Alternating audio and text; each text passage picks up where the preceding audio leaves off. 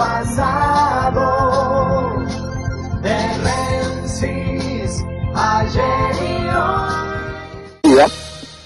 Ayer, la democracia fraudulenta mostró su circo en la comisión bicameral del Congreso Nacional.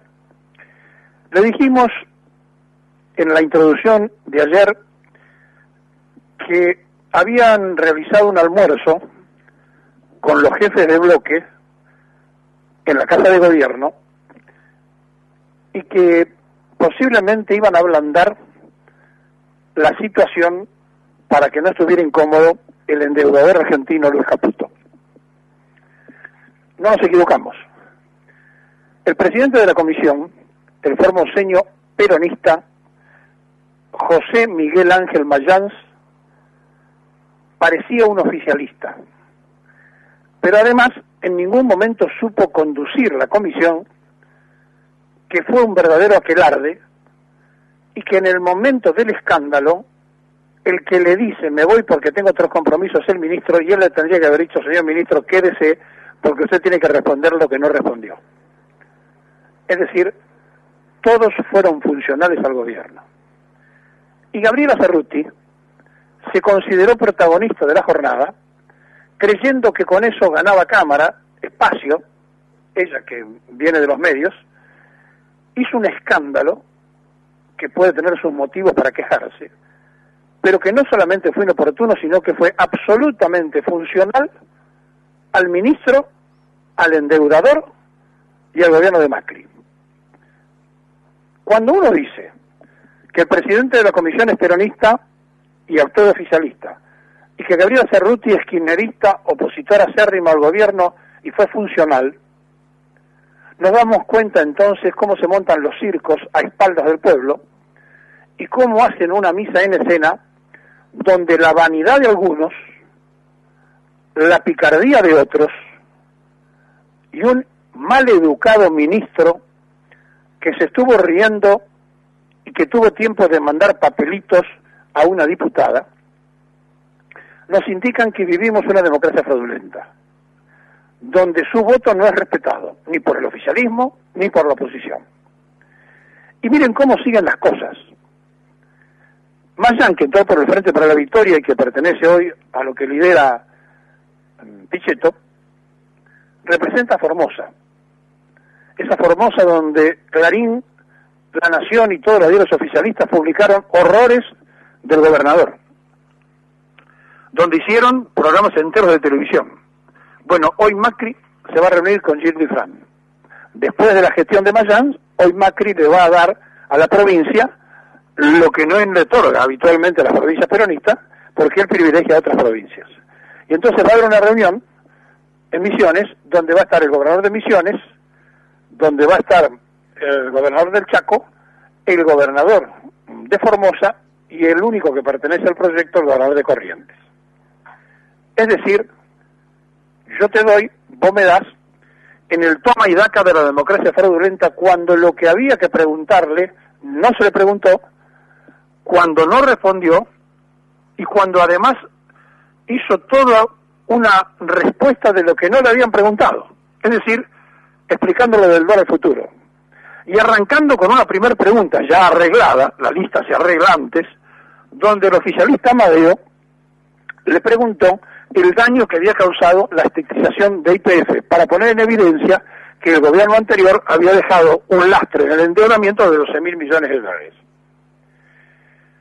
La verdad, como le cuentan una parte de la historia siempre al pueblo, esta payasada que hicieron ayer en el Congreso, repito, siendo todos absolutamente funcionales al gobierno, algunos por vanidad como Cerruti, porque eso mismo que ella planteó en un escándalo, lo podría haber hecho después que contestara las preguntas, o en el medio de contestar las preguntas, pedir la palabra y evitar, pero claro, quería el protagonismo. Inmediatamente llegó ahí el micrófono de C5 y entonces todos se enganchan con el escándalo, pero no responde lo que tiene que responder el endeudador argentino que firmó papeles a 100 años para que nuestros nietos y los nietos de nuestros nietos paguen su locura de deuda.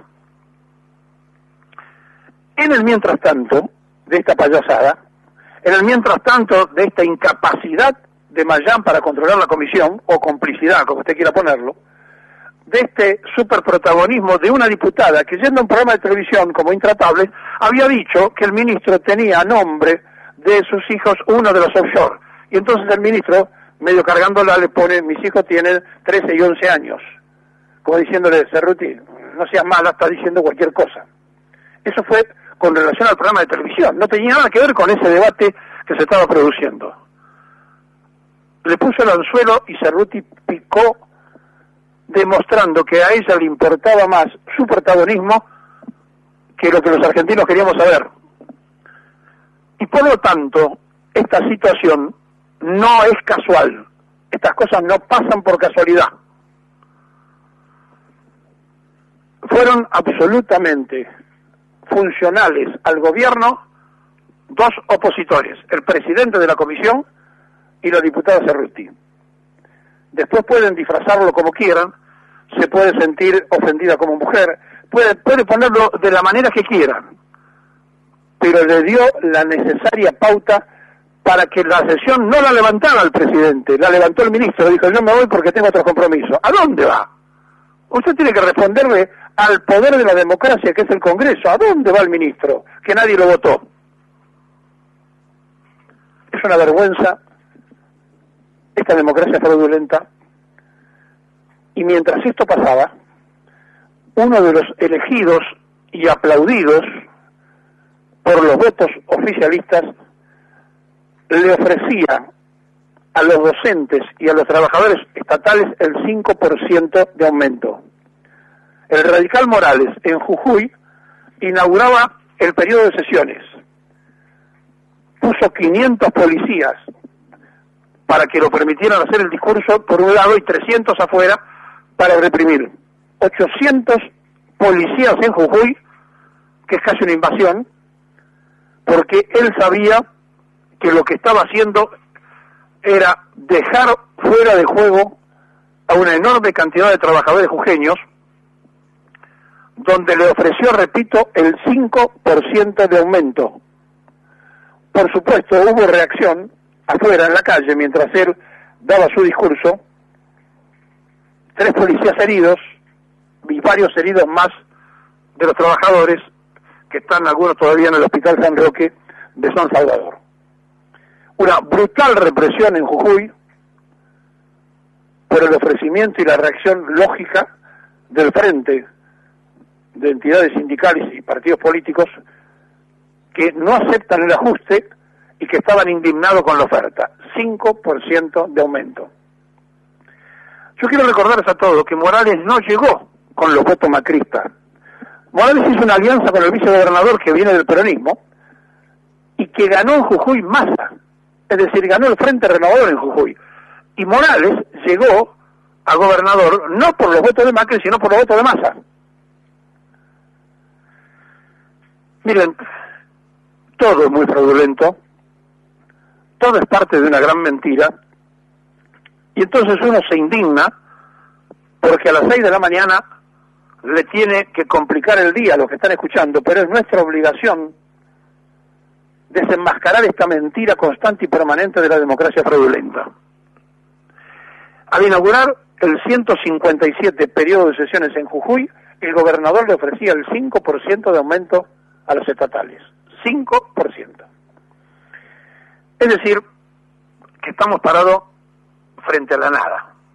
Absolutamente frente a la nada.